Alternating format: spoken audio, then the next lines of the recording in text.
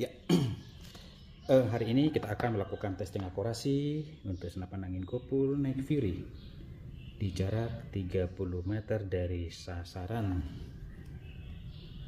Senapan angin pesanan dari Bapak Sobianur Sandingara di Sumba Barat, Nusa Tenggara Timur.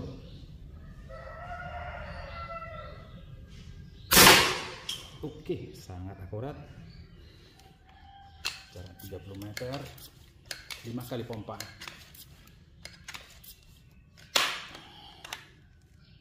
Ini adalah tembakan yang kedua.